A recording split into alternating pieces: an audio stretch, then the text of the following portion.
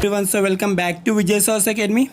सो guys, हम लोग ने सेकेंड चैप्टर का पहला पार्ट तो कर लिया है। पहले पार्ट में हम लोग ने फीचर ऑफ यूटिलिटी कवर कर लिया था। तो हमारे सेकेंड पार्ट में हम स्टार्ट करते हैं हमारा टाइप्स ऑफ यूटिलिटी, जो कि एग्ज़ाम पॉइंट ऑफ व्यू से भी आपका इम्पोर्टेंट रहेगा। तो इसके अंदर टोटल 6 टाइप है, 6 टाइप की यूटिलिटी होती है और काफ़ी ईजी है समझने के लिए। तो स्टार्ट करते हैं टाइप नंबर 1 से। तो इसका पहला टाइप है फॉर्म यूटिलिटी।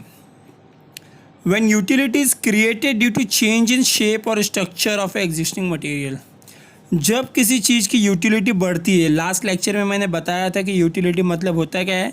यूटिलिटी मतलब किसी भी चीज़ के अंदर जब हमारी चाहत को पूरा करने की शक्ति आ जाए तो हम उसे बोल सकते हैं कि इस चीज़ में यूटिलिटी है। तो फॉर्म मतलब क्या होता है, जब कोई चीज़ किसी दूसरी चीज़ में बदल जाती है तो उसे क्या बोला जाता है, फॉर्म यूटिलिटी।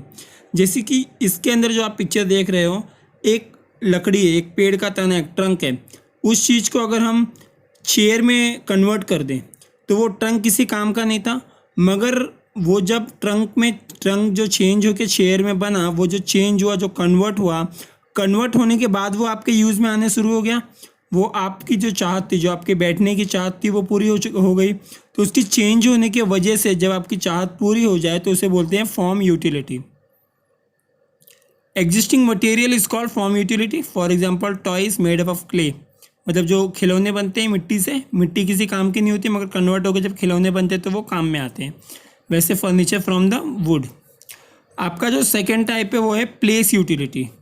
जब जगह की बदलने की वजह से चीज़ों की यूटिलिटी बढ़ जाए। When utility of a commodity increases due to change in place, जगह के बदलने की वजह से यूटिलिटी बढ़ जाए, it is called place utility. Example क्या है, woollen clothes more utility at cold place. जो ऊनी कपड़े होते हैं वो ठंडे इलाकों में ज़्यादा यूज़फुल होते हैं, ना कि गर्म इलाकों में। तो चीज़ों के जो लोकेशन है वो बदली होने के वजह से उसकी यूटिलिटी बढ़ जाए तो उससे हम क्या बोल सकते हैं, प्लेस यूटिलिटी। काफ़ी ईजी है। आपका जो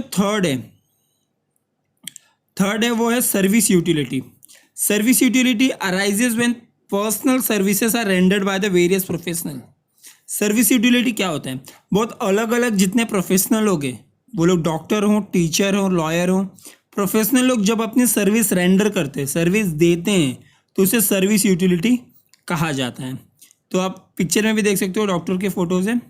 आपका जो फोर्थ यूटिलिटी है टाइप, वो है नॉलेज यूटिलिटी। नॉलेज यूटिलिटी क्या होता है, when consumer acquire a knowledge about a particular product, it is called knowledge utility.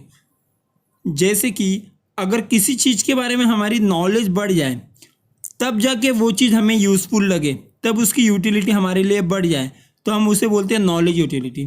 जैसे कि अगर आपको मैं मोबाइल फ़ोन दे दूं जो आपको चलाना नहीं आता, तो आपकी चाहत को पूरा नहीं कर सकता, मगर हाँ, अगर आपको नॉलेज आ जाए, उसको चलाना आ जाए, तो आपकी जो भी चाहत होगी वो पूरी हो जाएगी। तो नॉलेज यूटिलिटी इसे हम कह सकते हैं।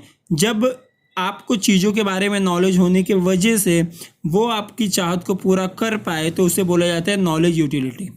काफ़ी ईजी है। Increase when the person knows about the various function. यहाँ पे मोबाइल फ़ोन का एग्जांपल है, जैसे एक लेडी बच्चे को मोबाइल फ़ोन चलाना सिखा रही है। आपका जो फिफ्थ है वो है पोजेशन यूटिलिटी। पोजेशन मतलब क्या, हक। कौन सी चीज़ किसके पास है, मतलब उस पर किसका हक है।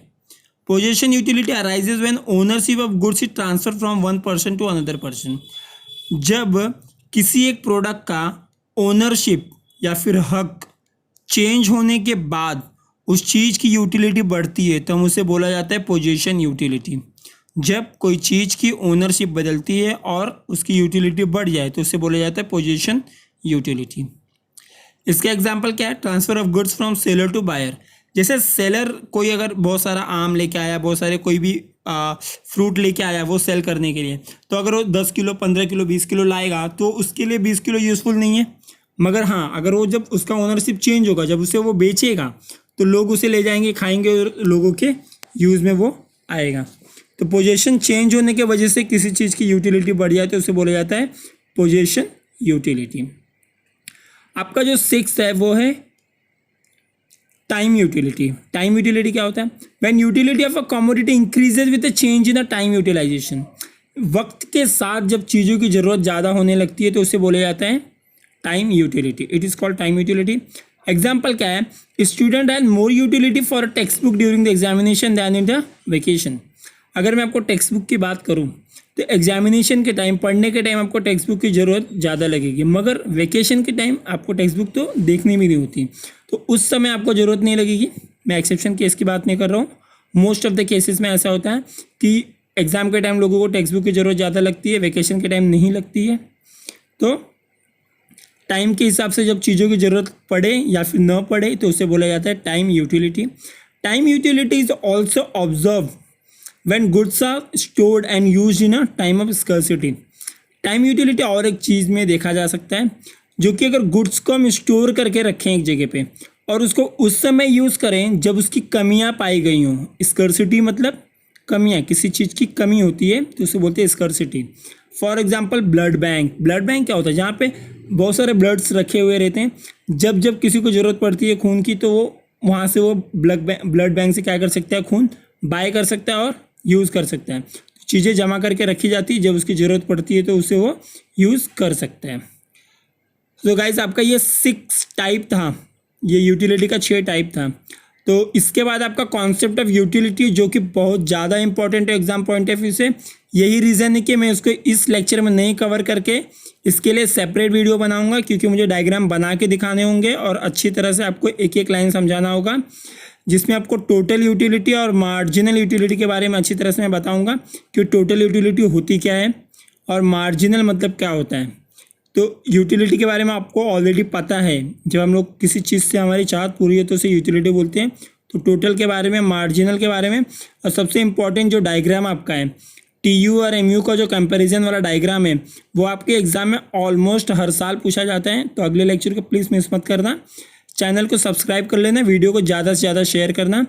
मिलते हैं अगले लेक्चर में, तब तक के लिए bye bye, take care, be safe, be at home.